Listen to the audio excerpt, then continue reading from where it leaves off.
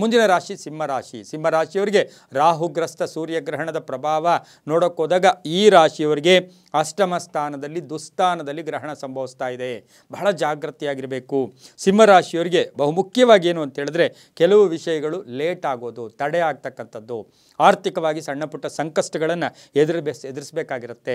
ವೃತ್ತಿಯಲ್ಲಿ ಶತ್ರುಗಳಿರ್ತಾರೆ, ಕೆಲಸ ಕಾರ್ಯಗಳಲ್ಲಿ ಅಡ್ಡಿ ಆತಂಕಗಳು ಜಾಸ್ತಿ ಆಗ್ತಾ ಇರುತ್ತೆ, ಅಥವಾ ಮನೆಯಲ್ಲಿ ಪೋಷಕರಾಗ್ಬೋದು, ತಂದೆ ತಾಯಿಗಳಾಗ್ಬೋದು, ಇವರ ಆರೋಗ್ಯದ ಚಿಂತೆ ಕಾಡ್ತಕ್ಕಂಥದ್ದು, ಒಂದು ದೊಡ್ಡ ಗಂಡಾಂತರವೂ ಕೂಡ ಬರ್ತಕ್ಕಂಥದ್ದು. ಅಂದರೆ ಏನೋ ಒಂದು ಸಾಲದ ಗಂಡಾಂತರ ಇರ್ಬೋದು, ವ್ಯಾಪಾರದಲ್ಲಿರ್ಬೋದು, ಹಳೆ ಸಾಲದ ಬಗ್ಗೆ ಒಂದು ಕೆಟ್ಟ ಸುದ್ದಿ ಬಂದರೂ ಕೂಡ ಅದು ಈಸಿಯಾಗಿ ಸಾಲ್ವೂ ಕೂಡ ಆಗ್ತಕ್ಕಂಥದ್ದು ಸಾಧ್ಯತೆ ಇರುತ್ತೆ.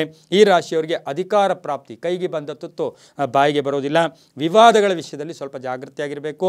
ಹೆಲ್ತ್ ಕಂಡೀಷನ್ಸ್, ಈಗಾಗಲೇ ಹಳೆ ಕಾಯಿಲೆ ಏನೋ ಇದೆ, ಅದರಲ್ಲೂ ಸಹ ಜಾಗೃತಿಯಾಗಿದ್ದಿದ್ದಾದರೆ ಅದು ತುಂಬ ಒಳ್ಳೆಯದಾಗುತ್ತೆ. ವಿಜ್ಞಾನಿಗಳಿಗೆ ತುಂಬ ಒಳ್ಳೆಯದಾಗ್ತಕ್ಕಂಥ ಯೋಗ ಕೂಡ ಇರುತ್ತೆ. ಅದರ ಜೊತೆಗೆ ಅರಿಶಿನ ಕೊಂಬನ್ನು, ಒಂದು ಅರಿಶಿನ ಕೊಂಬು ತಲೆ ಕೆಳಗೆ ಇಟ್ಕೊಂಡು ಮಲ್ಕೊಳ್ಳಿ, ಅದರಿಂದ ಬಹಳಷ್ಟು ಶುಭ ಆಗ್ತಕ್ಕಂಥದ್ದು.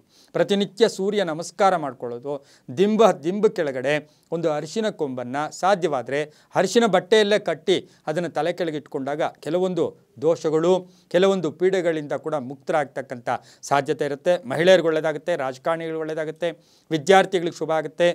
ಅದರ ಜೊತೆಗೆ ಬಹುಮುಖ್ಯವಾಗಿ ರೈತಾಪಿ ವರ್ಗದವರಿಗೆ ಸ್ವಲ್ಪ ಟೆನ್ಷನ್ನು ಕೂಡ ಆಗ್ತಕ್ಕಂಥ ಕಾಲ ಸಹ ಸಿಂಹರಾಶಿಯವರಿಗೆ ರಾಹುಗ್ರಸ್ತ ಸೂರ್ಯಗ್ರಹಣದ ಪ್ರಭಾವ ಕೂಡ ಇರುತ್ತೆ.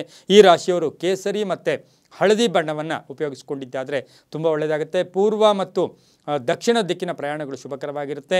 ತಮ್ಮ ಅದೃಷ್ಟ ಸಂಖ್ಯೆಗಳು 1 ಮತ್ತು 9 ಆಗಿರುತ್ತೆ. ಈ ರಾಶಿಯವರು ಪ್ರತಿನಿತ್ಯವೂ ಓಂ ಗಿರೀಶಾಯ ನಮಃ, ಓಂ ಗಿರೀಶಾಯ ನಮಃ ಈ ಮಂತ್ರವನ್ನು ಸಾಧ್ಯವಾದಷ್ಟು ಜಪ ಮಾಡ್ಕೊಳ್ಳಿ, ತುಂಬಾ ಒಳ್ಳೆಯದಾಗುತ್ತೆ.